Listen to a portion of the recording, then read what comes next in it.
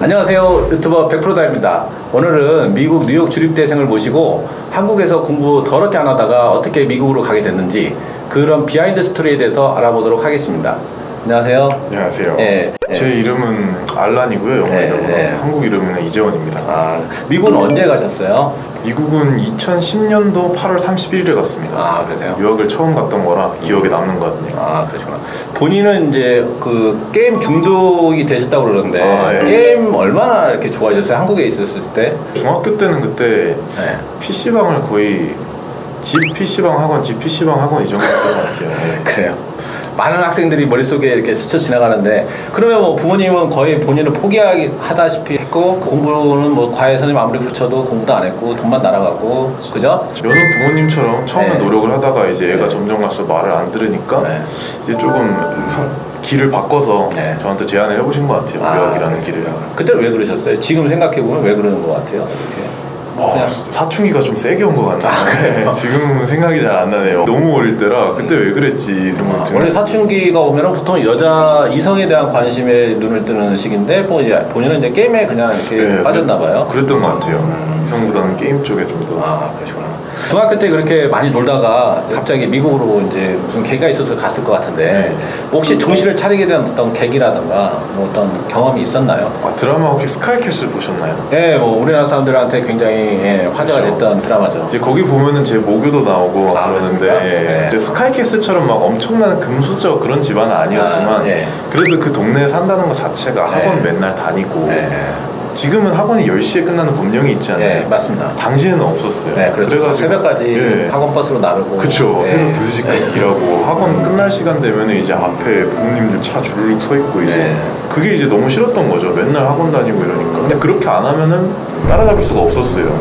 그래서 부모님한테 저는 사춘기가 온 시점에 얘기를 했죠. 왜 내가 중학교 2학년 때 고등학교 2학년 수학을 하고 있어야 되는지도 모르겠고 그렇죠, 그렇죠. 내가 왜 이렇게 고통받아야 되는지 모르겠다. 아, 그때 이제 굉장히 힘들었구나. 그렇죠. 예. 스트레스가 갑자기 많았죠. 아무래도 이제 대치동 스타일의 이제 아무래도 선행을 많이 가기 때문에 네. 그런 학원들이 많았죠. 네.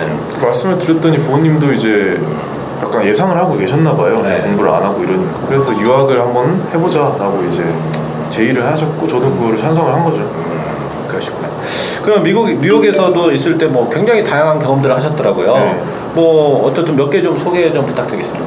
네. 경험한 거 중에 제일 흥미로웠던 거라고 하면 아무래도 유엔에서 통역사로 일했던 아, 거랑, 유엔 통역사. 그리고 연예인들 엑소랑 샤이니를 제가 본 것 같아요. 아, 엑소 샤이니. 예, 엑소 샤이니. 어쨌든 뭐 재미있는 뭐 좀 에피소드라든가 뭐 아니면 뭐 기억에 남는 어떤 그런 것들이 있나요? 네. 일단 처음으로 돌아가자면 제가 뉴욕에서 바텐더로 일을 했었는데 아, 바텐더까지? 예, 바텐더를 하면서 참 재밌는 일이 많았어요. 막 네. 손님들이랑 얘기도 하기도 하고 다양한 부류의 사람들이 또 그렇죠. 많았겠죠. 예. 네. 그렇게 하면서 제가 의사소통에 좀 재능이 있다? 약간 손님들 비위 맞춰주는 걸 잘한다? 그러니까 이런 데 재능이 있다는 걸 제가 느껴가지고 할 수 있었던 게 영어를 잘하니까 아. 통역을 하자 이렇게 해서 했는데 또 잘 맞더라고요. 아. 투어 가이드 통역을 하다가 네. 계약직으로 하다가 유엔의 어떤 상임이사분 한 분한테 경제자문위원회 이사분 한 분한테 스카웃돼서 아. 내 밑에서 일해봐라 이렇게 해서 아. 일을 하다가 그러면서 이제 주말이나 이럴 때는 연예인들이나 SM 이런 데서 통역 의뢰를 받아서 아, 일을 한 거죠. 그때 연락이 온 게 이제 엑소였어요. 아, 엑소. 네, 엑소가 뉴욕 투어 콘서트를 하는데 통역 스태프가 필요하다. 아. 제 입장에서는 굉장히 좋다 해서 가서 스태프를 했어요. 케이팝의 위력을 그때 처음 느끼죠. 아, 그러셨구나. 팬덤이 어마어마하고 콘서트장에 수용 가능한 인원이 3만 명이었거든요. 아, 뭐 완전히 그냥 뭐 아수라장에다가 네, 그죠? 꽉 찼죠 예, 이제. 예. 그리고 이제 엑소뿐만이 아니라 스태프 목걸이 이제 걸고 있는 사람들 보면은 이제 멋있죠. 팬들이 달려드는 거예요. 그냥 아. 같이 들어갈 거나 아니면 사생 팬들이 또 많으니까. 그때 이제 경호원 막 두세 명이서 저 감싸고 막 어서 들어가라고 막 해주고 이러면 뭐 영화에서나 나올 듯한 그렇죠. 그런 장면이겠네요. 뭔가 이제 레드카펫에 있는 기분 들고 난 겨우 스태프지만 뭐 특별해진 기분이 들고 그랬죠. 그렇죠, 그렇죠. 아무래도 아무나 뭐 그런 통역을 할 수 있는 건 아닐 것 같은데 어쨌든 뭐 그것도 경쟁이 좀 치열하겠죠.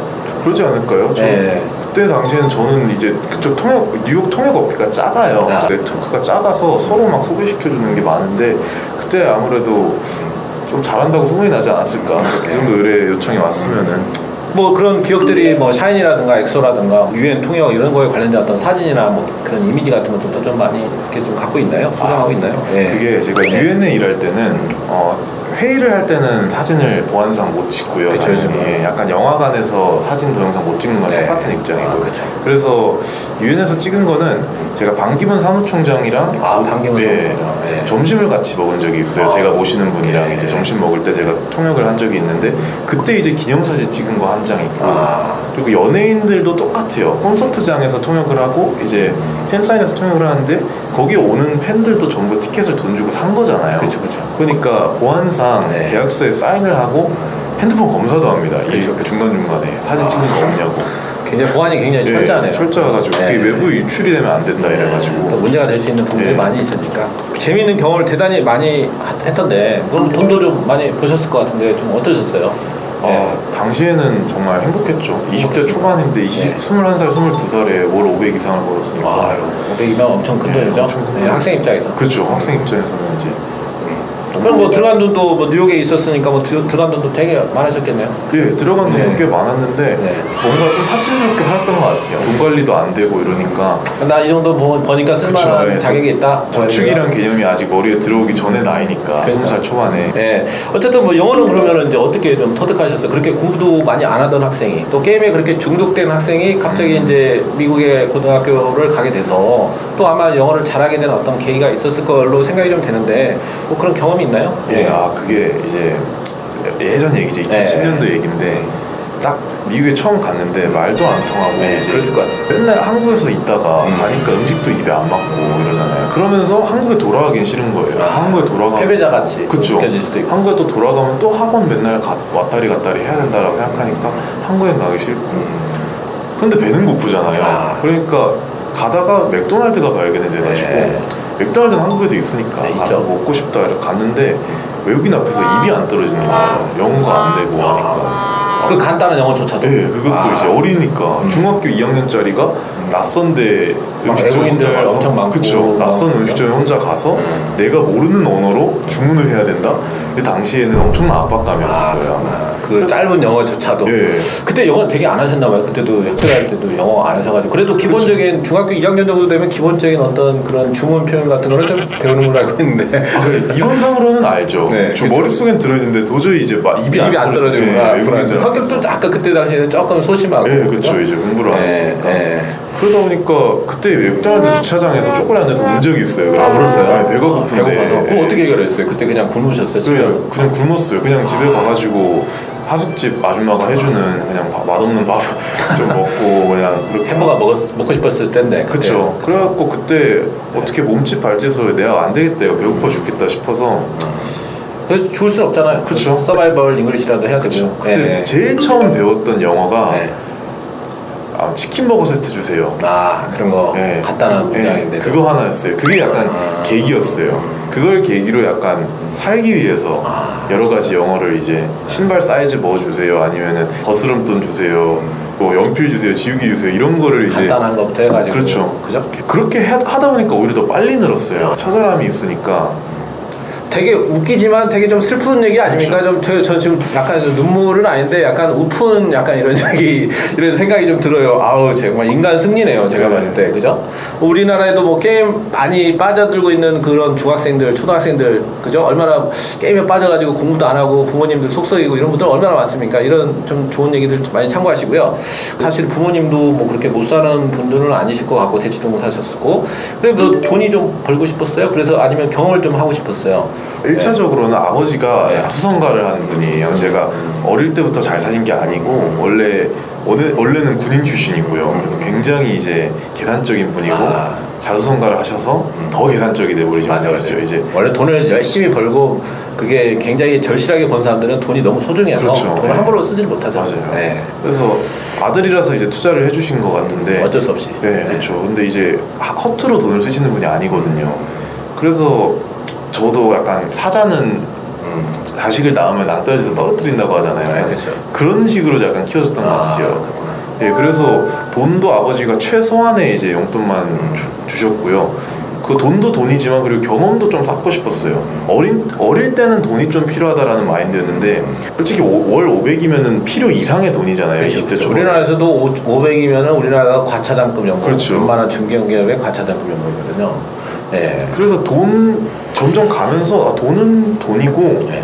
좀 더 이런 일을 해보고 싶다. 유엔에서 일하면서 엑소에서 일하면서 솔직히 업무가 재밌었거든요. 뭔가 자부심도 뭐 그렇죠. 느끼고 있고, 뭐 예. 그죠? 뭔가 이런 일을 앞으로도 좀 했으면 좋겠다라는 생각도 들 수도 있고, 그렇죠. 그죠? 예. 예. 뭔가 앞서 나가고 있다는 느낌도 네. 들 수도 있고, 그죠? 그러면 이제 그 뭐 이렇게 본인만의 이제 영어나 영어 회화를 잘하는 어떤 비결은 뭐라고 이렇게 생각하세요? 우리나라에도 뭐 영어 회화가 안 돼서 이렇게 힘들어하는 분들 엄청 많은데, 뭐 그런 분들한테 팁 하나 좀 주시면 좋겠어요. 예. 팁을 드리자면은 네. 영어를 학문으로 생각을 안 하셨으면 좋겠어요. 아, 그렇구나. 영어라는 거는 네. 한 나라의 언어고 네. 그 나라의 문화를 나타내거든요. 예시를 하나 들자면 네. 한국은 눈치라는 문화가 굉장히 발달이 돼 있어요. 네, 맞아요. 그래서 뭔가를 할 때 자신의 행동보다는 생각이 먼저 앞으로 나아가고 네. 그래서 주어, 네. 목적어, 동사가 나오는데 네. 영어는 동사가 먼저 나오거든요. 네, 그죠. 행동을 먼저 하고 네, 맞아요. 능동적인 문화가 많아요. 영어권에서는. 약간 그 문화를 이해를 하고 그쪽 언어를 바라보면은 이게 다르게 보여요. 제가 0에서 시작했잖아요. 네. 햄버거 하나 못 시키던 사람인데 그렇죠. 지금은 통역사까지 네. 하게 된 거잖아요. 네, 진짜. 0에서 시작한 사람으로서 그쪽 문화를 좀 더 이해를 하면은 영어가 훨씬 더 빨리 늘어요. 본인 같은 경우는 아까 말했던 뭐 햄버거나 주문을 못 해가지고 거기서 이렇게 굉장히 좌절하게 되고 그러면서 또 이렇게 시도를 해봐서 또 몸소 어떤 체험을 통해서 그쵸. 문화를 체험을 통해서 터득하게 된 케이스 아닙니까? 그죠? 그렇죠. 예. 네, 그쪽 문화를 좀 더 알았으니까 네. 이제 이런 식으로 하면 되는구나. 그러시구나. 예. 그럼 뉴욕 주립대 생활은 좀 어떠셨어요? 뭐 이제 학교 생활 같은 거라든지 뉴욕 생활 좀 말씀해 주시면 좋겠는데. 네, 재밌었나요? 학교 자체는 뭐 학업으로서는 솔직히 뭐 학생이 공부를 하는 거니까 뭔가 특별한 건 없었고요. 그냥 학교 공부 이런 거였고 좋았던 거는 아무리 제가 말씀드렸던 것처럼 능동적인 나라다 보니까 동아리 활동이나 뭔가 대외 활동이 굉장히 많았어요 대학교에. 그래서 저 자신도 동아리를 하나 창설하기도 했었고요. 어떤 동아리죠? 저는 복싱 동아리를 복싱 동아리. 네, 복싱을 좀 이렇게 어렸을 때부터 좀 배웠었어요? 예, 어릴 때 이제 하던 게 운동뿐이었으니까 복싱 동아리를 좀 만들어서 했었고 그리고 저는 굉장히 흥미를 느낀 이제 사물놀이 동아리. 사물놀이 네. 동아리. 그럼 뭐 그런 쪽은 한국인들만 가입합니까? 아니면 외국인들도 가입합니까? 아니요, 다 받았어요. 다 받았어요? 외국인도 되고 한국인도 되고 중국인도 되고 일본인도 제한이 없이 예, 그냥 제한이 아니 나이 제한도 없었고요. 음. 다 받아서 그냥 다 같이 북치고 장구치고 하면서 그리고 그 동아리가 좀 커져가지고 이제 뉴욕 시에서 네. 초청을 해가지고 공연을 해달라 이렇게 하기도 했었고요. 그래서 공연하면 공연비도 좀 받습니까? 공연비 봐서 저희는 다 술 마셨죠. 전형적인 대학생들 그렇죠, 전형적인 대학생들. 딱 이렇게 술 마시고 뭐 공연 비용 받으면 이걸로 이제 막걸리 사서 우리는 이제 사물놀이니까 막걸리 사서 마셔야 또 된다. 분위기 좀 내려고 그렇죠. 또 사물놀이니까 또 막걸리 좀 먹고 그렇죠. 파전 동동 좀 맞아요. 예, 먹고 그 뉴욕 그 한인타운 같은 데 가고 먹었어요? 그러면 네, 한인타운 같은 데 가서 먹고 이랬죠. 그것도 가봤는데 되게 비싸던데. 그렇죠. 아유 참. 흥청망청 썼죠 대학교에. 돈 생기면 그냥 네. 돈을 다 소진시키고 그죠? 저축이라는 건 별로 네, 없고 대출이란 개념이 들어오기 전이었어요. 딱 보니까 많이 이렇게 놀아보신 것 같은 느낌이 약간 들긴 해요. 많이 놀아본 사람이 또 많이 깨닫지 않습니까? 그렇죠. 예. 그치? 그게 있어요. 예. 뭐 물가도 비싸고 뭐 그러면은 이제 뉴욕에서 대학생들은 한 달에 좀 어느 정도 어떤 돈이 들어가고 있고 뭐 주거비 같은 것도 많이 들 것 같은데 뭐 부모님이 좀 지원하셨어요? 아니면 100% 돈을 벌어가지고 자기가 다 그걸 충당했나요 본인이?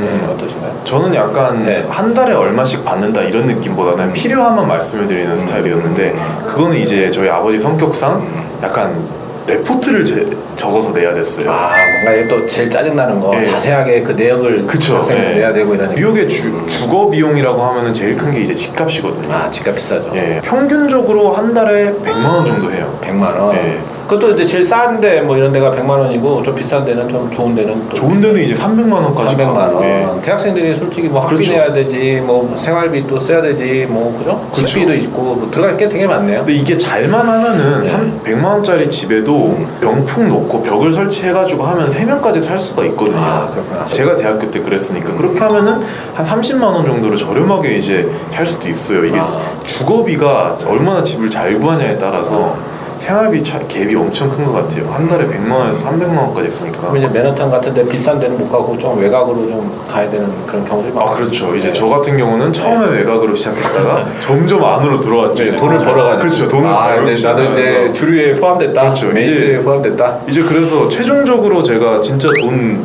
황금기로 많이 벌었을 때는 월가에 살았습니다. 월가에 네. 그 증권 딱 월가에 살았습니다. 그럼 뭐 거기 있을 때 막 차도 끌고 다니고 막 이러신 거예요?